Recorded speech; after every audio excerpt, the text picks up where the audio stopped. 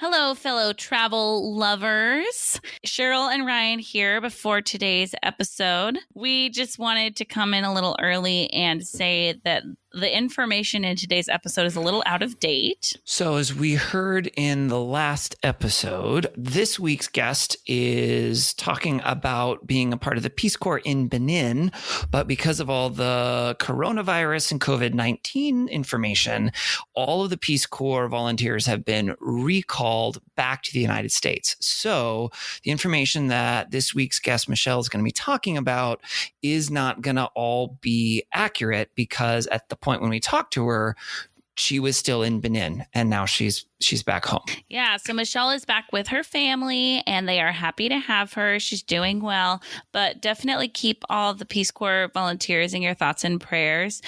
They don't know if they're going back to their countries or what's going to happen, really, as I think a lot of us don't know what's going on right now. So just want to let you know, enjoy the episode. To India and Ireland, round Africa and back again. We don't really need to know just where we'll go.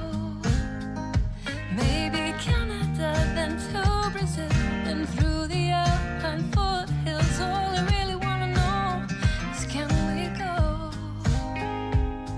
Oh baby, can we go? Round and around the globe. Welcome to Take Me With You, episode 74. I'm Ryan. And I'm Cheryl. We are two well-traveled people who want to go everywhere. But that's not going to happen. So instead, we'll travel vicariously by inviting a guest to share their unique travel stories with us. Today, we're talking to Michelle. Michelle is a Peace Corps volunteer, which Ryan and I now know what that means. Essentially, she's working for the Peace Corps, but she can't technically say that or something like that. In Benin, welcome, Michelle. Thank you. Hi. Hi. Hello. We're happy to have you. Michelle worked at the camp that I worked at, so that's how we know each other. So, yep. It was a good time. It was a good time. Yeah. And it was funny that you were telling me that the Peace Corps says that it's the hardest job you'll ever love, because that's what we said at our camp too when we recruited our summer staff. It's the hardest job you'll ever love. Yes. feel no like that's stranger to not- that. I don't know that that's the best marketing strategy. I mean, I think it's honest. It's like, you Okay. better know what you're getting into True. because you're going to be working hard. True. Yep. Yeah. Definitely Oh, man. honest. Yeah.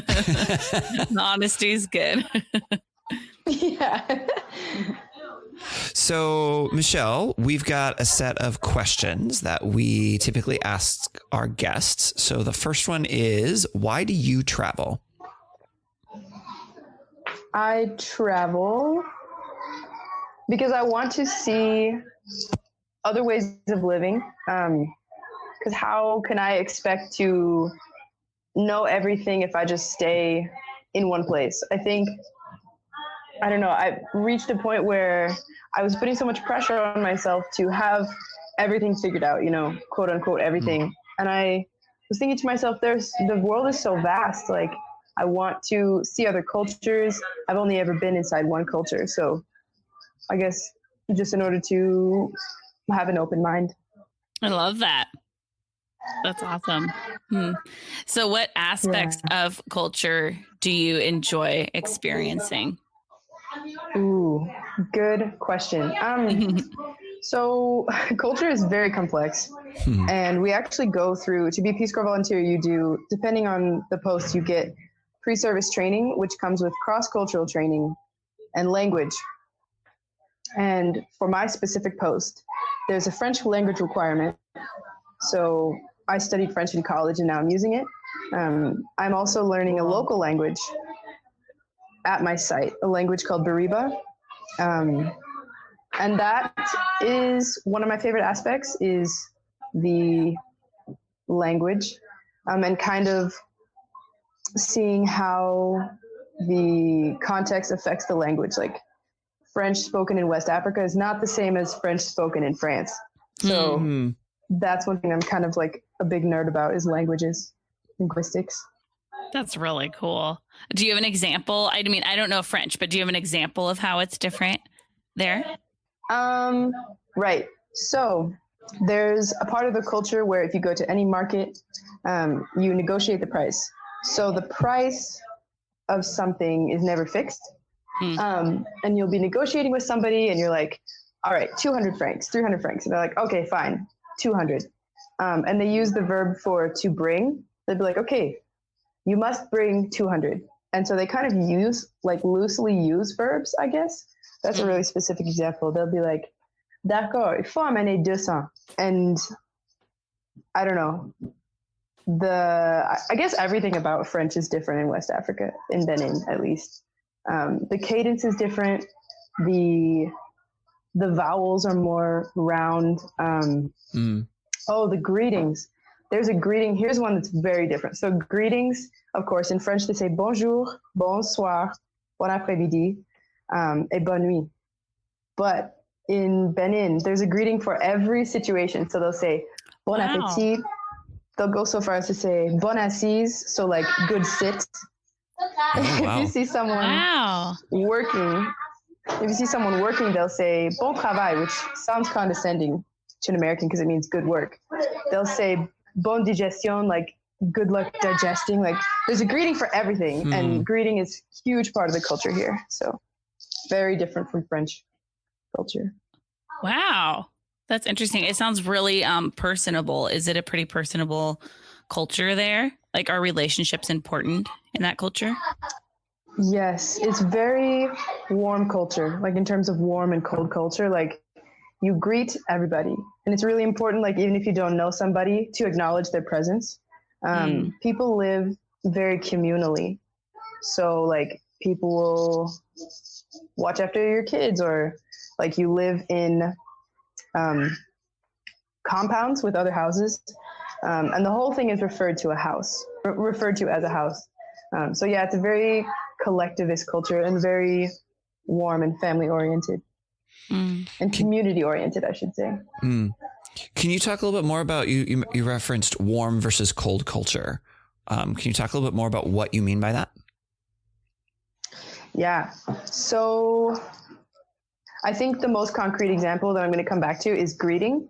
So, and this is obviously more textured than it's made to sound in like textbooks and stuff, but warm culture is like people will greet you, people will say hello to you, have conversations with you more openly if they don't know you. Whereas in the States, in my experience, you can leave your house, and if you don't want to talk to anybody, you don't have to talk to a single person. Like nobody will engage you in conversation. Everyone will just do their own thing. Yep. Yeah. And there are days, like often on weekends, when I've been teaching all week and I've been doing my thing all week, and I have to weigh my options. I'm like, okay, do I go to the market? Because I'm not anonymous here. Like there's no place to hide. Yeah. So I think just greeting, and yeah, that's the biggest example probably. I think we'll come back to that a little bit more when we talk more specifically about your experience. But we've got a couple more questions to get through first. So I'm getting too interested. I'm trying to redirect myself. What type of traveler are you? I would say it depends on the day. There are days when I'm a very stressed traveler, and I'm like, where's my ticket? Where's my snack? Where's my water bottle? And I'm just like, frazzled. But I think with constantly having to travel for trainings or whatever, like that's being worked out of me. So I say my instinct is a stressed out traveler. Like airports are not my favorite place. But I'm becoming more relaxed. Yeah. So formerly stressed out, becoming more relaxed, I would say. A recovering stressed traveler. Yeah. Nice. Yeah. And what is your number one travel tip? Probably, depending on what kind of travel you're doing, either drink a lot of water or don't drink any water. Wait a minute. What? You want me to explain? Yes, please. Okay, so I live in what looks like the middle of Benin, but I'm actually in what's considered the north of Benin. And if I want to get south to any of the main cities where Peace Corps headquarters is, it's like an 8-hour bus ride. And we have 2 stops, exactly 2 stops in 8 hours to, yeah. It's called, there's one at a bus station where you can like buy snacks. And another one is just called Arrêt PP, which I'm sure you can guess what that means. So if you are taking the bus to Cotonou from Parakou, you do not drink water. Especially if you are a woman, you just don't drink water. Yeah. All right. But on an airplane, I would say drink as much as you want. Wow. Okay. Water is a great suggestion. There are times when I feel like, why do I have a headache right now? Or like, why am I so low in my energy? And then I'm like, oh, I haven't had water. And so I'm still learning just in life, not just in travel, about how important water is. And then you add the stress of travel and the activity and everything. Yeah, I think water is really important. And sometimes when you're traveling, water can be a lot harder to find. So I think it's important to be really mindful of it, whether it's like bringing your own water bottle or like taking the opportunity. If you're in a city and there's a Starbucks, they have free water, go get a free water, or just do something to stay hydrated. So yeah. That's a very good point. Yeah. All right. So you're in Benin right now. We know that you are there as a part of the Peace Corps.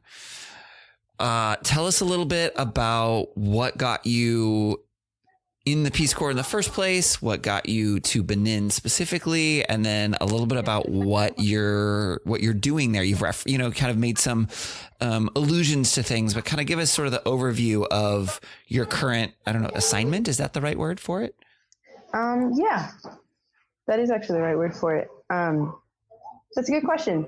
So I will start with what I studied in college. So I got my degree in education. So middle level humanities, to be specific. Okay. So I'm certified to teach grades 4 through 9, social studies and language arts. And I got a French minor. And I started studying French because I went to Haiti a few times. And so that's an awkward way to put it.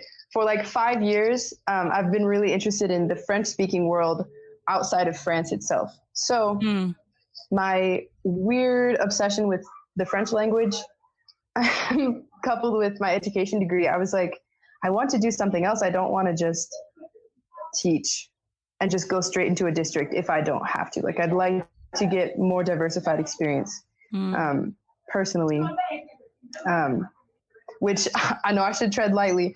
I have mad respect for every teacher I've ever met, by the way. But I was like, I speak this second language. I want to use it. Yeah. So I remember being in my last quarter of classes before student teaching, and I talked to 2 separate professors on different occasions, just being like, hey, like, I'm getting to the end of my degree. I don't really know what I want to do. Or I said, I would like to do something else. Like, I want to give back in some way. And I had a professor who was a returned Peace Corps volunteer who said, hey, have you thought about the Peace Corps? And I said, no, but I'll look into it. And had this same conversation with another professor who wanted to serve in the Peace Corps but didn't, and always regretted it. And he asked me the same question, have you thought about the Peace Corps? And I was like, okay, this is a little spooky. I'll look into the Peace Corps. Yeah. So I was like, I guess it's time to look into the Peace Corps. There's always just like this nebulous thing that I had heard about. And I was like, dirty hippies out of college, just go and like, do whatever. Okay. To know. Impoverished countries. So I looked into it and I decided, okay, I'm going to look for a teaching assignment with a French language requirement. Otherwise I'll just leave it. And the first post that I found was Benin TEFL. So teaching English as a foreign language in Benin. And it had the little magic words, French language requirement. And I was like, that is for me. So I really I guess I thought about it for a while and I was like, okay, maybe I won't, because I shipped out for the Peace Corps in June of last year, of 2019. And I wanted one that shipped out in like August but nothing was coming up. And I said, okay, I really need to grab this one. So I applied, and miles and miles of paperwork later, I found myself here. And I don't know, in studying French and education, I always felt that I was trying to bridge two worlds. I was like, this is so weird, but like, I don't want to drop either of these. And then immediately upon arriving and like starting training sessions, I was like, okay, this is where I belong. So despite it being a hard job, I really know that like, this is the job for me right now. So it's a really great experience. So like I said, I'm a TEFL volunteer. And Peace Corps Benin has 3 sectors currently, and the sectors change depending on government need or government express needs. So one thing that's cool about the Peace Corps is that they only operate in countries that invite them. So Benin asked for the Peace Corps to come in the 60s. So they've been here for a while. But we have health, community, rural health, sustainable agriculture systems, and TEFL. So I'm TEFL. I'm part of the teachers. And I teach about half-time. Half-time, that's not the phrase. Part-time. You've been speaking a different language. I've been speaking a different language. You're right. I've noticed that when I talk to someone who's living in another country and I'm like, oh, you have not been speaking English very much. Nope. Interesting. I do not speak English. Yeah.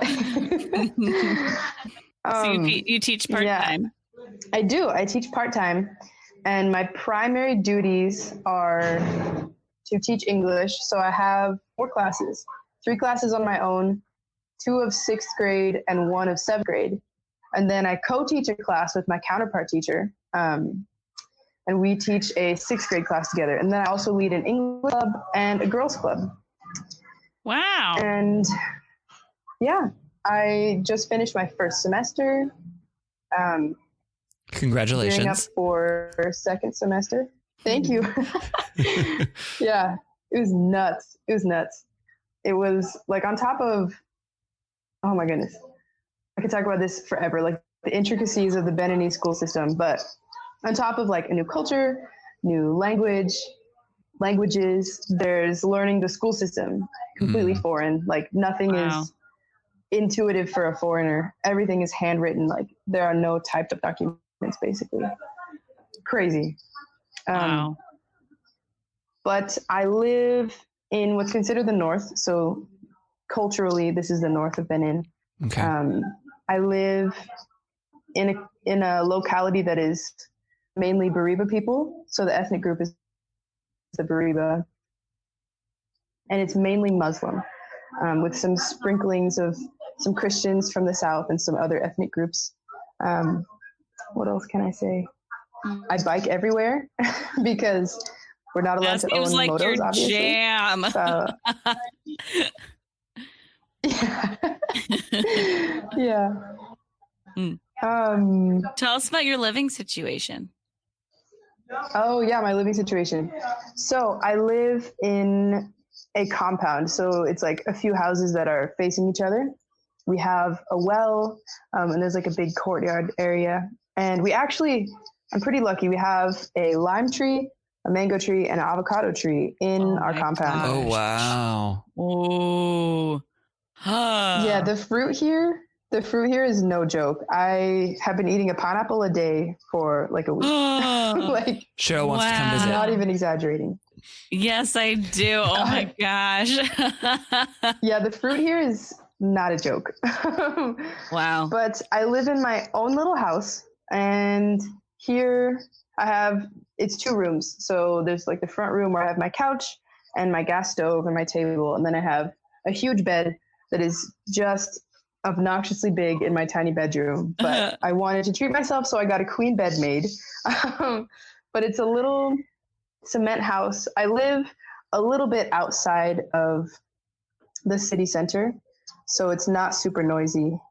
Believe it or not, this is very mild. I don't know what your like thoughts are about the noise, but it's pretty quiet and it's pretty removed. So it means that it's like a 10-minute bike ride to my school, but I have no complaints. It's pretty nice, actually. That's so cool. So what did it look like? You said you had a queen bed made? Yeah. So the cool thing about, well, cool and kind of a pain about furniture is that depending on, if you're replacing a volunteer or if you're new, you get to have furniture made. So carpentry is a really common profession. So basically any furniture that anyone has in their house, they get it made. So I got to custom order all my furniture, which was pretty cool. That's a cultural difference right there. Oh my goodness.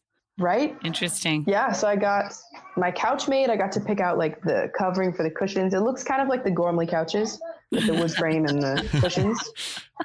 Oh, that's cute. Gormley is the camp that you guys worked at. Yes. Yeah. We should say that. I was just clarifying that for our listeners. Yeah. Gormley. So I think what I'm hearing right now is just like kids' voices. Like it sounds like there's like kids in the room next to you or something like that. When you're talking about noise, I think that's what we're hearing on our end. Yeah, that's typically what it is. Another thing, so there are a lot of things that you just get used to after a few months, but there are just goats that just roam like everywhere. Not so much in like a really big city, so like in the south, in Cotonou, but up here, in any city in Benin or town or village, you will find goats. Like you will not go a single place without seeing like a goat or a herd of goats. So normally there are like goats screaming and there are roosters, but it's the way my house is constructed that makes it so that it doesn't block any noise, because I have a screen door and then the windows are just like grating, like shutters that open and close with like mosquito netting over it. So that's why it sounds like the children are in my house. Yeah. So I want to know what it looks like there, like the terrain. What's the weather like? Does the whole country look pretty similar, or is the north and south different? All that stuff. Yeah, that's a good question. So we are south of the Sahara, the Sahel. So we don't have deserts in Benin. There are lakes, and there are actually a few cities that are built on lakes with houses on stilts, which is pretty cool. But so if we're talking in the south, which Benin is divided up into 12 departments. So if you look at a map of Benin and you see there's a department that's right in the middle called the Collines. If you're talking south of that, you see a lot of palm trees. And so palm oil is very common in the south, and it's this bright red oil. When they make it, they like pound the palm nuts, and you get this like crazy bright red looking oil. So a lot of palm trees in the south, a few lakes. There's a river on the border of Niger and Benin. And then if you go north, the Collines or Les Collines, that means hills. So there are a lot of like, it's just hills, like these big rock formations all throughout that department. Okay, I'm gonna pause you for just a minute. So you said Niger. That's the country that we would say Nigeria, yes? There's Nigeria and Niger. Oh, where is Niger? I don't see it. I'm not seeing it. Oh, it's north. Oh, okay. So Nigeria is to the east of Benin, and then Niger is north. Mm-hmm. Okay, so like I probably would have said that north. Niger, but it's Niger. I think so. I don't. I forget which pronunciation is like the French pronunciation and which is the English. No problem. So, I mean, I would rather call it what the local people call it, because that's their country. So yeah, Niger. Yeah. Okay, great. And so it looks like Niger is kind of at the northernmost border of Benin. Yeah. And then there's also, oh boy, Niger and Burkina Faso. Yeah, that one. And then Togo to the west. Yep. And then Ghana, even more to the west.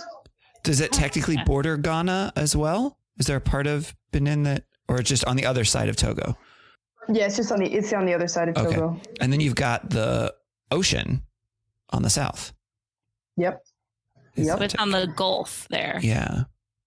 Interesting. Just to give our listeners some idea. Yeah. And as we discussed before we started recording, you are north of the equator, but not by much. Looks like. So I imagine it's pretty hot there. It's pretty hot. Yeah. It's never cold, but so we have 2 seasons essentially. There's the rainy season and the dry season, each for 6 months. And no, it's not the first, but there are a few months toward the beginning of the dry season where it's what's called the harmattan, and harmattan means winds. And so it's where cool, dry winds blow down from the Sahel. And it's what a Beninese person would call like cold. It's not cold, but it's colder. It feels like fall. Colder, yeah. Okay. It's funny because it happened in like January, and so I was like, wow, it feels like fall because the leaves die and it's windy and you're wearing a sweater and you're like, whoa. And then after that, it's what's called chaleur, which means heat, and that lasts for 3 months. So we're in the hottest part of the year right now. in Benin. And how are you doing with that? We're only about 2 weeks in. I'm doing okay. I'm drinking a lot of water. I have a fan. And how hot does the hottest part of the year get?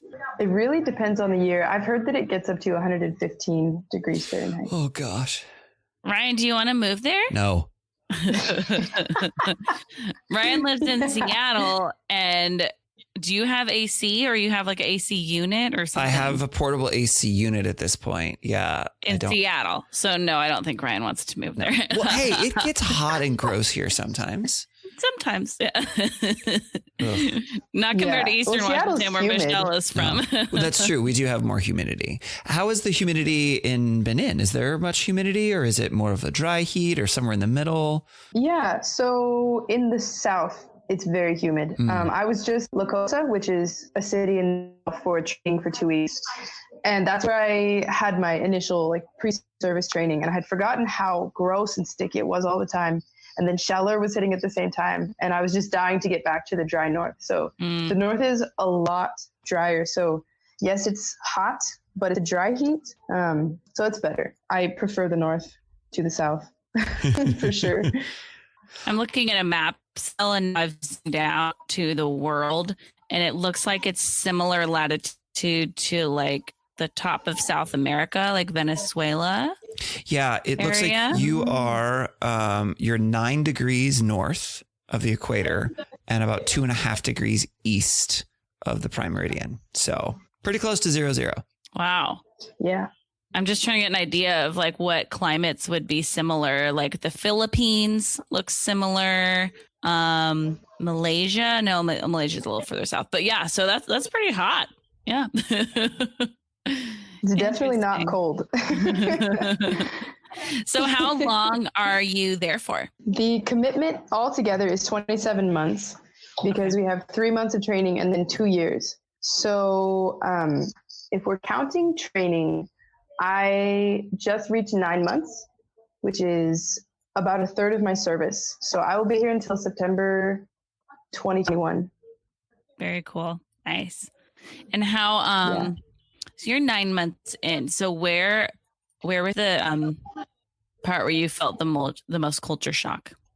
Like at what point? How many months in? About? It's a good question. It's weird because I didn't feel culture shock in the sense, or I guess it wasn't how I imagined culture shock to be. It was really just, it was about 6 months in, and I just was homesick, and it was just like little things here and there were getting to me.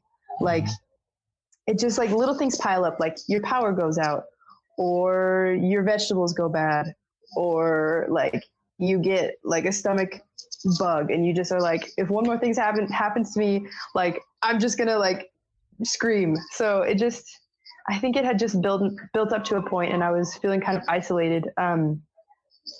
And I think that's probably the closest to culture shock, where it was just like, wow, I'm in a completely different place and I miss home. I just want to wear a sweater and like drink a latte. Mm-hmm. Yeah. I'm curious, you had talked earlier about it being a more warm culture, obviously not talking about the temperature, but just as far as relationally and going out, and you said you can't be anonymous, and there's always people and there's always sounds and you always hear things, and there's goats and they're all of that. I'm an introvert. That sounds very stressful to me. What has adjusting to that cultural difference been like for you? Yeah, that's a really good question, actually. So there are some things that you adjust to right away. Like this is something in French as well, but Beninese take this like to a T. So they say bon appetit. Anytime you see someone eating or they're about to eat, doesn't matter if you know them or not, you say bon appetit. And so like even when we're in with other volunteers and we're eating, everyone says bon appetit. Like, and not even ironic anymore. Like it's force of habit. Like we always say bon appetit. It's part of your life. Exactly. And it's funny, there's even a phrase you can say to get someone to notice that you're eating. You say mangeons, which means like let's eat. Or you say, there are a few phrases where it's like you're trying to get the person's attention so that they tell you bon appetit. And I know like there are times when I'm eating in a restaurant and other Beninese people come in and they don't tell me bon appetit, and I'm like, I'm gonna get an indigestion from how rude that person was.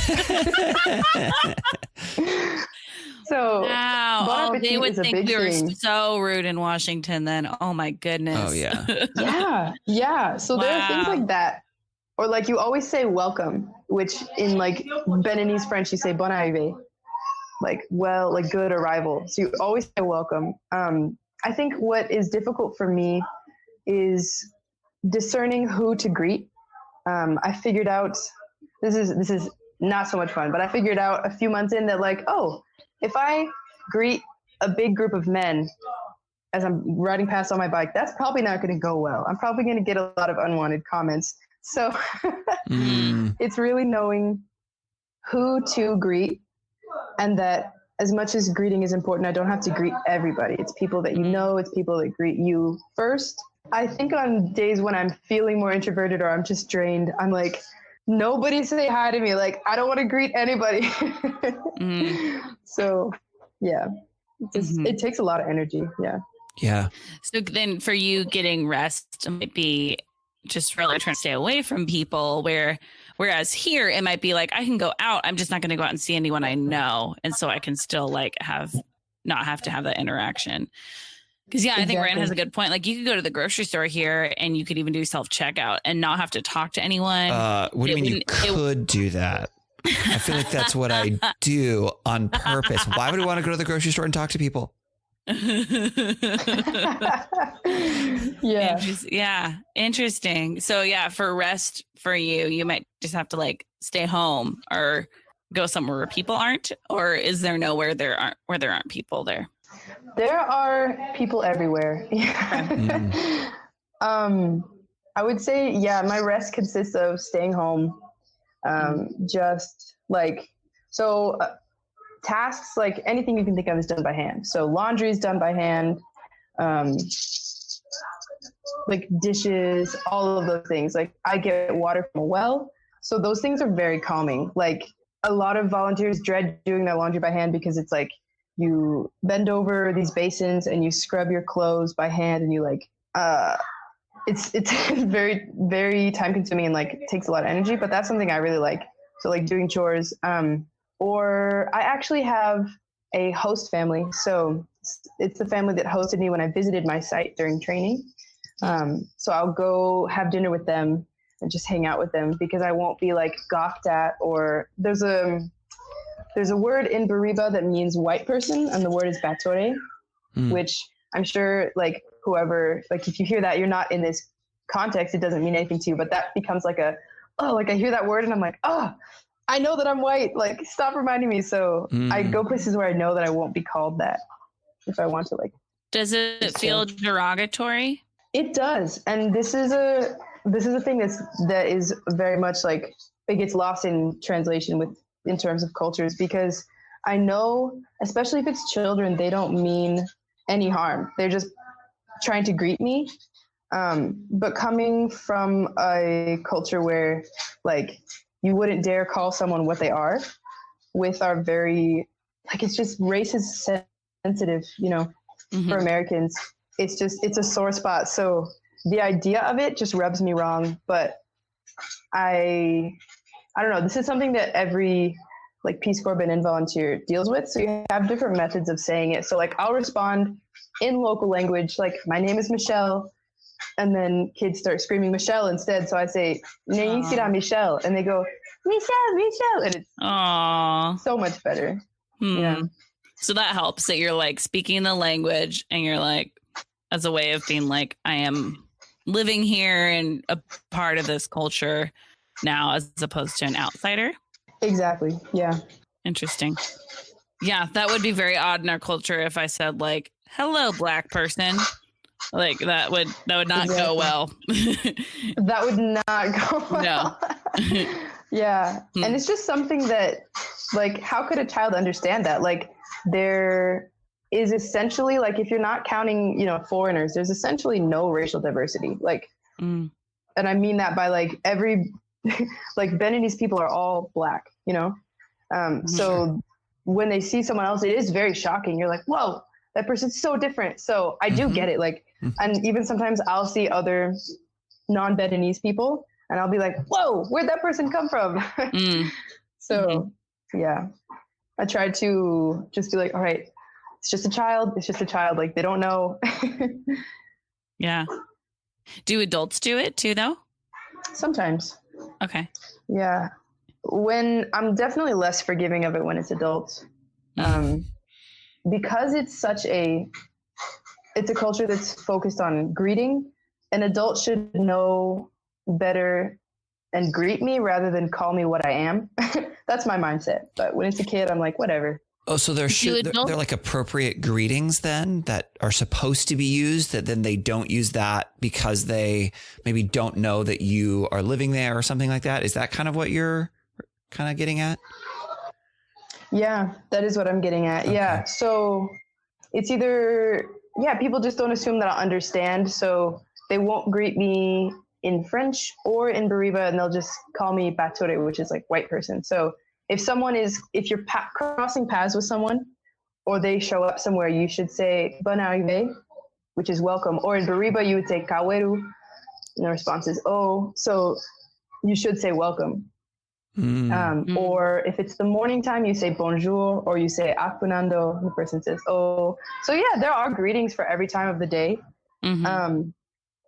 And yeah, when it's in like a full grown man, let's say, who just says like looks at me right in the face and says like Bature, I'm just like, all right, you're not getting any time of day from me. Like I'm just biking away.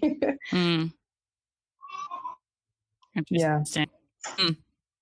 Wow, I'm trying to think of if I've experienced people gawking at me. I think in Morocco and in Japan 2 times. I think everywhere else I've gone, it feels like there's enough other tourists or diversity at least that I'm not like sticking out like a sore thumb. But I think those were the 2 countries where it felt like people would just stare at me as I would walk by. And it was, a really different experience. I think where we live, there's just so much diversity that you have no idea like who grew up here, who speaks the language, who doesn't, and it doesn't matter, so it's really interesting to be living in that and everything. But I think it's really sweet that you just tell the kids your name and then they can be like, okay, cool. We speak the same language. We know her name.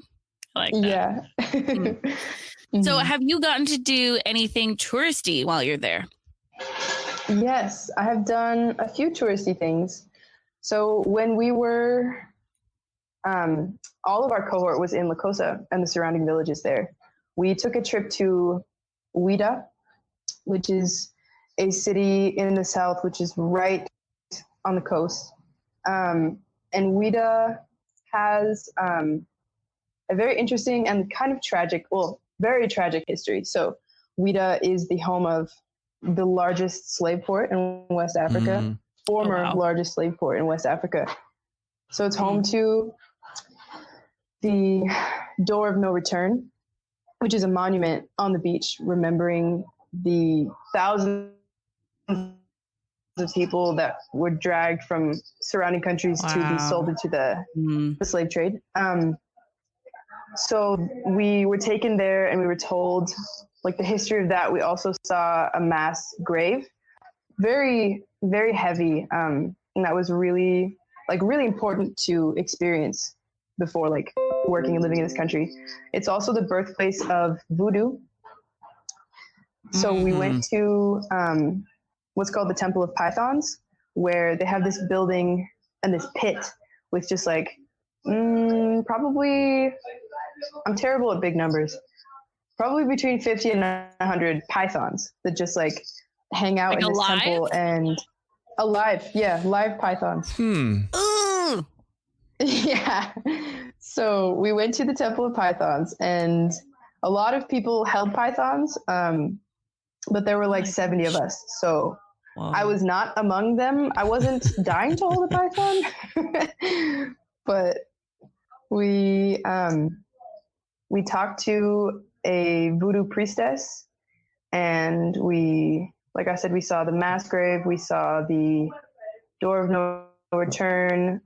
We saw a museum that had some artifacts from the Dahomey Kingdom, which was the ruling ethnicity, and they were the kings that sold the other ethnic groups into slavery. So it was a really heavy trip, but it was really good to see. It was kind of weird because it was all, it was like heavy, heavy, heavy. Oh, let's take pictures with snakes. Heavy, heavy, go home. So it was an interesting, it was an interesting trip. For Christmas, me and 4 other friends, another trip. For Christmas, me and 5 friends rented a house in Grand Popo, which is another city that's on the coast. And we felt like we were transported into a different world. We were in this little house together right on the beach. And it's, I don't know, it wasn't super touristy other than having Airbnbs and like a few restaurants that made pretty good pizza. But that was another touristy place I went to, where it was just like resorts and like big pools and hotels and stuff. And then it sounds like a nice break. Oh my goodness, it was so nice.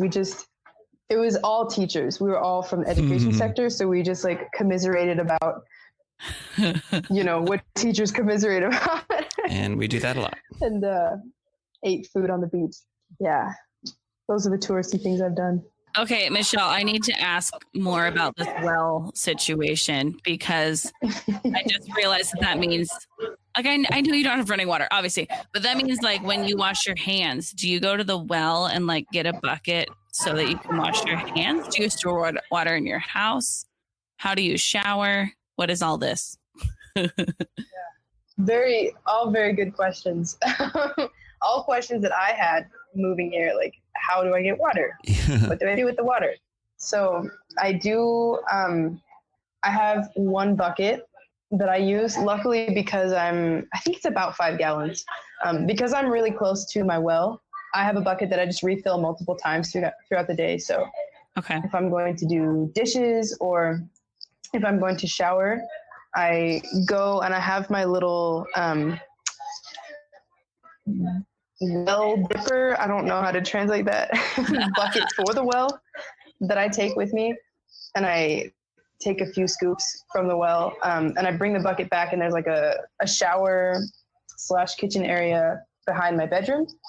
And I have a little bowl, and you just take scoops of water and you start like with your head, and then you move down and you take a bucket bath. All right. And it's not actually terrible. During Harmattan, when it was a little chillier, I would just boil some water and throw that in there, and I'd have a warm bucket bath. Oh, cool. So it's not as terrible as it sounds. And then usually after I take a bath, I'll have shower. I'll have like water left, and that is what I use to wash my hands. Okay. So like whenever I wash my hands, just take a little soap, scoop some water on. Yeah. Low tech.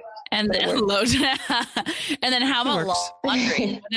I want to hear about this. Yeah. Laundry is something that I look forward to every week. Tomorrow's laundry day, and I'm really excited. So I have 2 metal basins.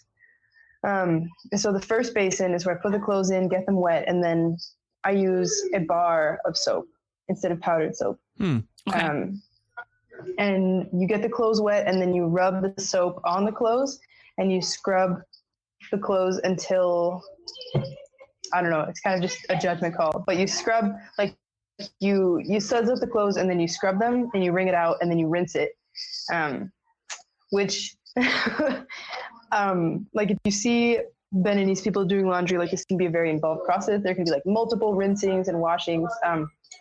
They really value cleanliness in this culture, like in Benin in general.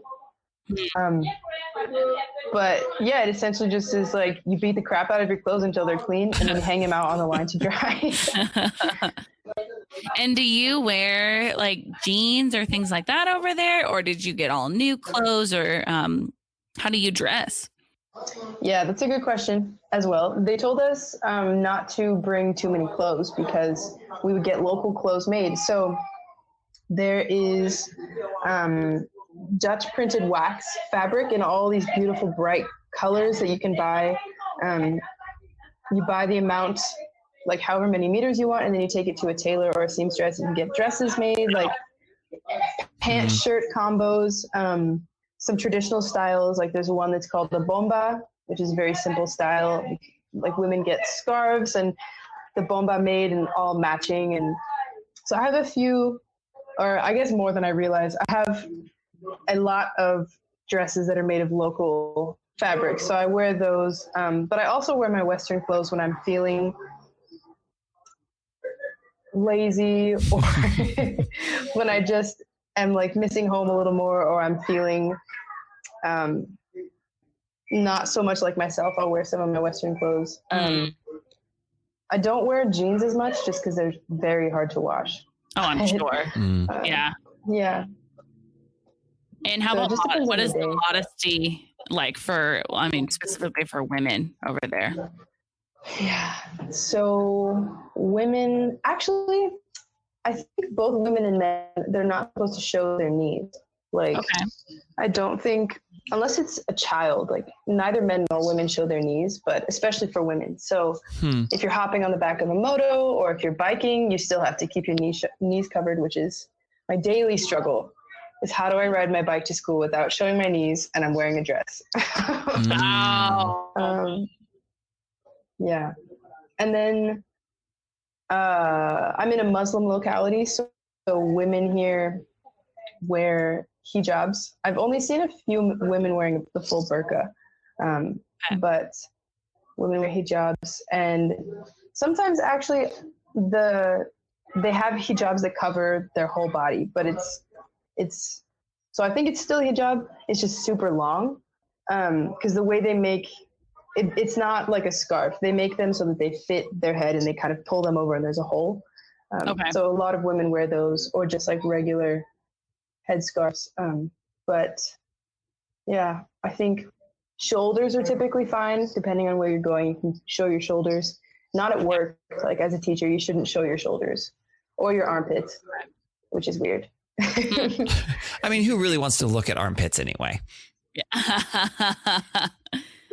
I wonder if point. that has It's a to good do point. anything with cleanliness, though. Like if they're really interested in cleanliness as a culture, if that's related to not showing armpits. No idea. Speculation. Could be. Well, Michelle, thank you so much for sharing about your experience in the Peace Corps in Benin thus far. We loved hearing about it. I have a couple follow-up questions for you before we move on to our final segment. So, based on the title of our podcast, Take Me With You, if you could take us with you to just one thing in Benin so far, what would it be and why? I would bring you to my village in Dali. Yay. Yeah, because it's in the north of Benin.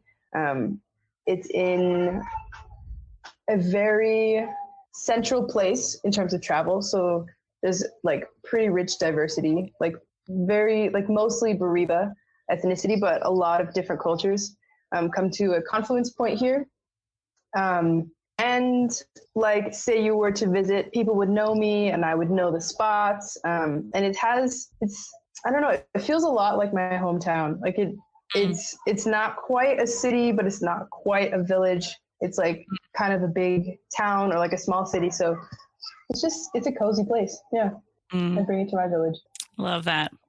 Awesome. And I don't know if you have an answer to this one or not, but what's your next trip? Ooh, that is an easy one. So we get what's called a readjustment allowance, which is supposed to help us readjust to life after the Peace Corps. And my older sister, Leslie, lives in Dublin. And I went to see her last year in preparation for, I'm not going to see you for 2 years. I want to come see you. So I went to see her in Dublin last year at this time. So once I close out my service, before heading back all the way to the States, I'm going to go to Dublin and hang out with her, and maybe we'll go to Flores again. That's awesome. That'll be fun. Very cool. Yeah. And do you have any travel questions for us? Oh, have you ever gone to a place and been able to use the language? Like, have you gone to a place where like maybe you took Spanish and then you went to a Spanish speaking country or something? Yes, I have. I've gone to Spain 4 times and I speak Spanish.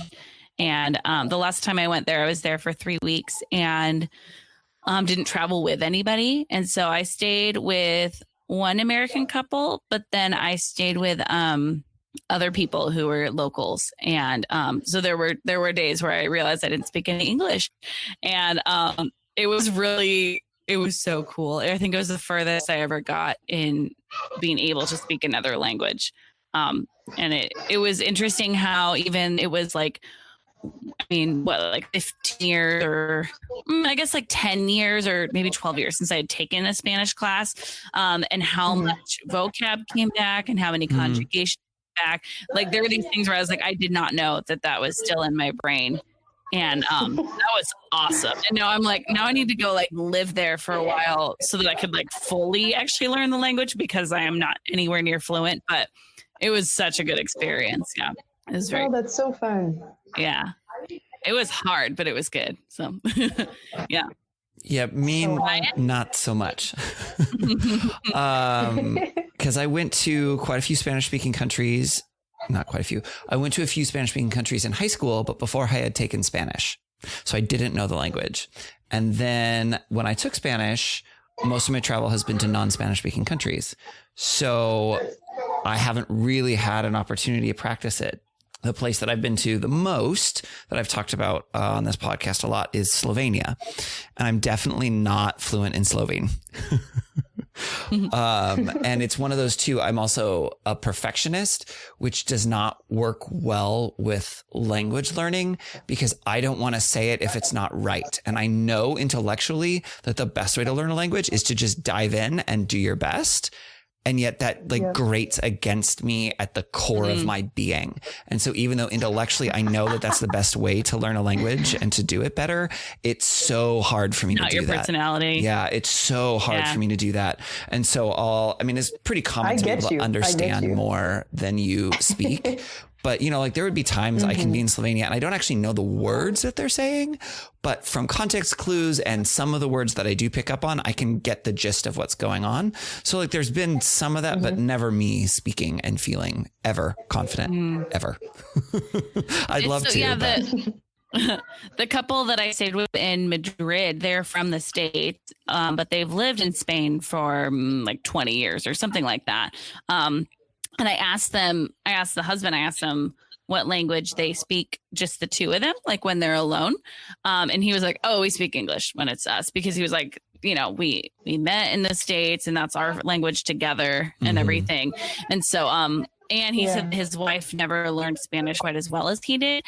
And he was, it's because I'm not afraid to put my foot in my mouth. And so he I think he tries more. And because of that, he's better at Spanish and she's more careful and doesn't want to be embarrassed by saying it wrong. So that's exactly what you're saying, Ryan. Yep. Yeah. Cool. All right. I make mistakes all the time. Yeah. Really? Oh, yeah. Let's go ahead and move to the last section of our podcast called Wish You Were Here. During this segment, each of the three of us is going to highlight a travel attraction from the places that we've been. We can think of it kind of like a little postcard or a snapshot that says, hey, this thing was cool. I wish you were here with me. So that's what we're going to do. Michelle, what would you like to do for your Wish You Were Here? So I will bring mine back to Dublin, inner city Dublin. It's a cafe called the Fumbally, which is spelled Fumbally. And I don't know if words can really describe it. It's just this earthy little corner cafe with huge windows and really neat art collection. And they just serve like earthy home-baked goods, delicious oat milk lattes, just a really warm, like welcoming staff. It's definitely a place that I've found myself being homesick for, even though I'm not a Dubliner, but it's just one of those places that like kind of calls you back every time. So yeah, the Fumbally Cafe in Dublin. Nice. Love a good cafe. All right, yep. Cheryl, what would you like to do for your Wish You Were Here? I want to talk about the Jelly Belly Factory in California. I've actually been there. Yeah. Oh, only once when I was a kid, so I don't remember a lot. So I'd be curious to hear a better recollection of it than I probably have.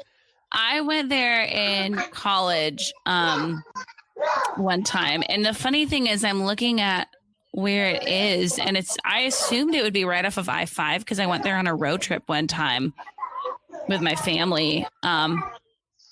But it looks like it's actually off of Highway 80 in like the Northern California area. I just remember it being out in the middle of nowhere.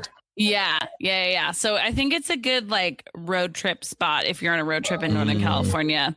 It's a fun spot to check out. So you can do a factory tour, which is really fun. And they talk about, you know, how they're made, or like they told a story about how when they were working on making those Harry Potter, like the Bertie Bott's every flavored beans that they were trying to make.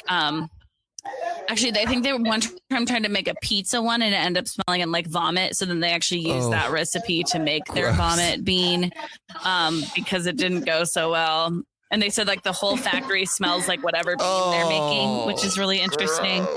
I'm just picturing the vomit one when they're making the vomit one. Which sounds fun.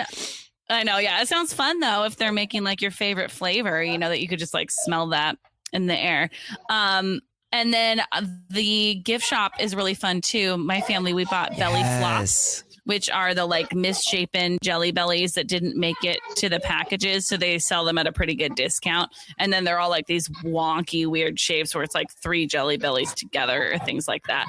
And I probably had way too much sugar that day because jelly belly combinations are like one of my favorite things where you try to make fun flavors out of them and everything. So, yeah, it's fun. If you're into a factory tour, I would totally recommend it. Check out the Jelly Belly Factory. And Ryan? I'm going to do a local one here in Seattle, and it's one that I've been to a bunch of times because I take my astronomy students there on a field trip every year, and that is the planetarium at the University of Washington. So the University of Washington has a planetarium, which in case sometimes people get confused between a planetarium and an observatory has a telescope. Planetarium is the room where they project on the dome type ceiling so they can make it look like the night sky and stuff. And anymore, if it's been a long time since you've been to a planetarium, definitely go to one now, because now that they're digital and not kind of the analog, they can project all sorts of stuff. So they'll zoom through the solar system and zoom in and zoom out. So it's more than just the stars, and it is the stars, which is cool, but they can do a lot more. And the UW Planetarium will do free shows to the public in the evenings. They're usually run by students at the school who are studying astronomy, which is really cool. And they just do a really good job. It's a great experience. There's some other cool things at UW as well. At the other end of the campus, they do have an observatory with a decent sized telescope, and they'll do star parties and things like that. They've got all the information on their website, but it's a super fun thing, especially in the summer if it's clear, you know, like in August here in the Seattle area when we usually have some decent weather, to go out in an evening and kind of look at the stars and go in and see a show, and it's super fun. Nice. I want to go. Yeah. I haven't gone Yeah, since I was a it's good. kid. Yeah.